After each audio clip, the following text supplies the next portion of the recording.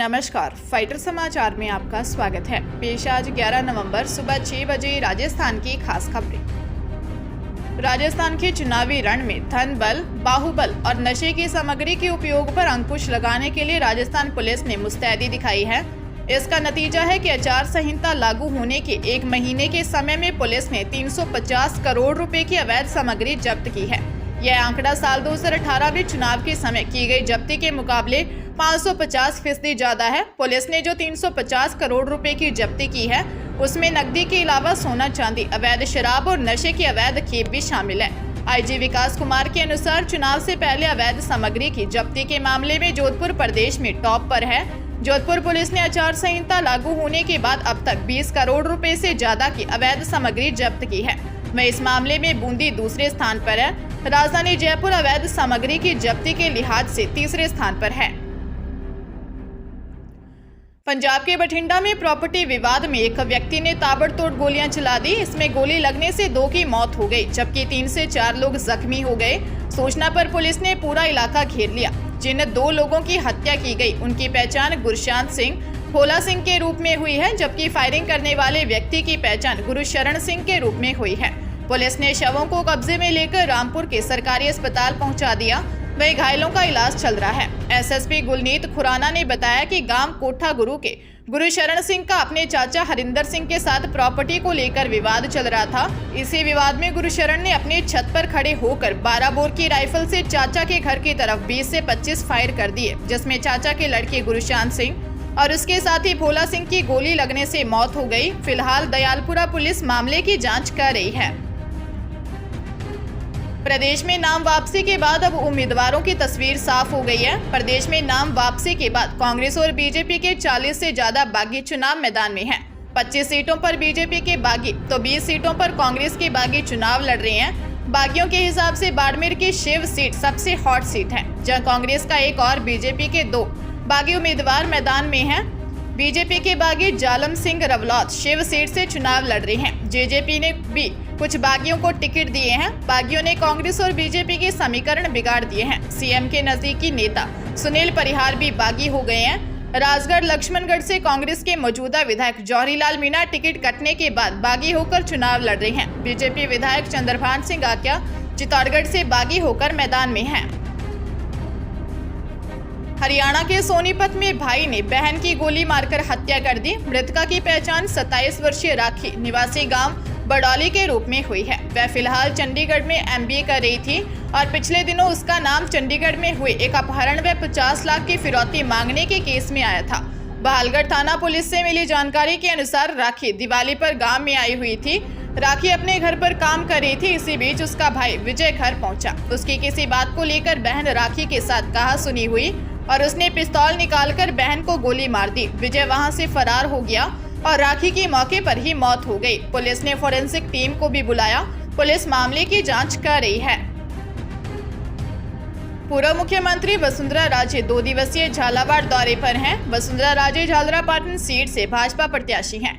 ऐसे में राजे अपने विधानसभा क्षेत्र में लगातार लोगों से जनसंपर्क कर रही हैं। इसी कड़ी में जनसंपर्क के दौरान राजे ने एक जनसभा को संबोधित करते हुए फ्री बिजली को लेकर प्रदेश सरकार पर तीखा हमला बोला। कांग्रेस विकास में राजनीति करती है।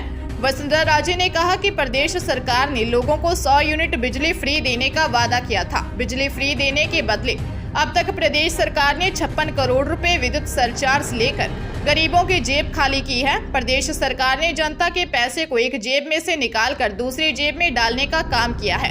दरअसल राजे जनसंपर्क अभियान के दौरान ग्रामीण इलाकों में पहुंची थी। इस दौरान वहां लोगों ने दीपावली पर्व नजदीक होने पर बिजली न आने की शिकायत की। ऐसे में गहलोत सरकार को आड़े हाथों लिया। पंजाब के जलंधर से बड़ी खबर सामने आ रही है। दरअसल यहां न्यू दाना मंडी विश्वकर्मा चौक में धमाका हो गया, जिससे 3 लोग बुरी तरह झुलस गए। जानकारी के अनुसार न्यू दाना मंडी विश्वकर्मा चौक स्थित एक घर में फ्रिज का कंप्रेसर फटने से भगदड़ मच गई। हादसे में 3 लोग गंभीर झुलस गए, जिन्हें लोगों की मदद से स्थानीय अस्पताल पहुंचाया गया। डॉक्टरों ने 2 लोगों को मृत घोषित कर दिया, जबकि 14 वर्षीय बच्चे का इलाज चल रहा है। वह इस घटना के बाद इलाके में दहशत का माहौल है। डूंगरपुर जिले के अतिरिक्त मुख्य न्यायिक मजिस्ट्रेट ने शहर के मिर्ची वाली गली निवासी आरोपी प्रहलाद को धारा 138 के तहत दोष सिद्धि करते हुए 4 लाख रुपए के अर्थदंड से दंडित किया है। 2 साल के कारावास की सजा सुनाई है।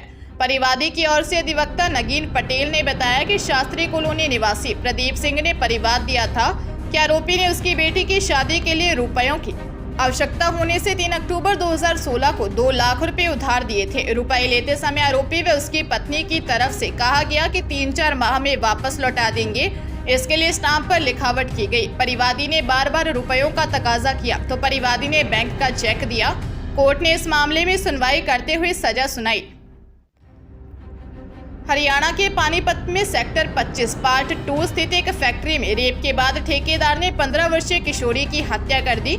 आरोपी ने शव को फैक्ट्री में ही तीसरी मंजिल पर छत पर कूड़े के नीचे छिपा दिया। चाचा ने भतीजे के फैक्ट्री में ही छिपाए जाने की शिकायत पुलिस को दी, लेकिन उसकी कोई सुनवाई नहीं हुई। एसपी डीसी तक गुहार लगाने पर भी कार्रवाई नहीं हुई तो डाक से गृह मंत्री अनिल विज और सीएम विंडो पर शिकायत दी।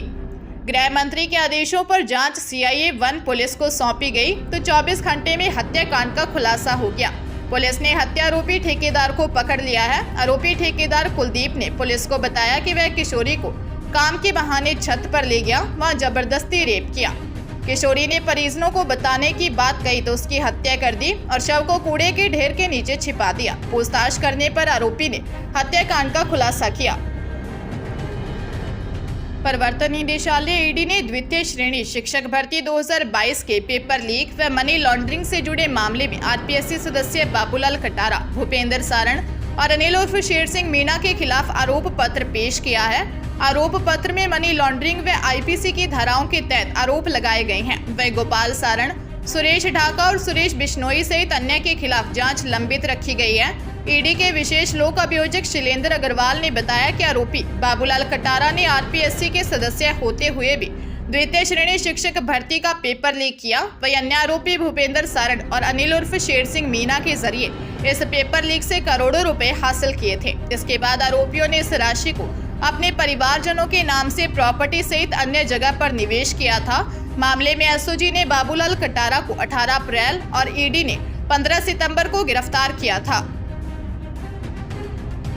बाड़मेर जिले की कोतवाली पुलिस ने एटीएम से छेड़छाड़ कर 74,95,000 रुपए निकालने वाली गैंग के 2 और आरोपियों को गिरफ्तार किया है। दोनों आरोपी पर पुलिस ने 2-2 हजार रुपए का इनाम घोषित किया था। पुलिस ने करीब 2.5 माह पहले खुलासा करते हुए एक आरोपी को हरियाणा से गिरफ्तार किया था। 2 इनामी आरोपी सहित अब तक गिरोह के 3 आरोपी गिरफ्तार किए जा चुके हैं। दरअसल एसबीआई की शाखा प्रतापजी की पोल बाड़मेर के मैनेजर सुरजीत कुमार ने 3 फरवरी को रिपोर्ट दी कि बाड़मेर में एसबीआई बैंक के एटीएम में से गैंग ने फर्जी तरीके से 74,95,000 रुपए निकाल लिए हैं। ये एटीएम से छेड़छाड़ कर पावर फेलियर कर रुपए निकाल लेते थे।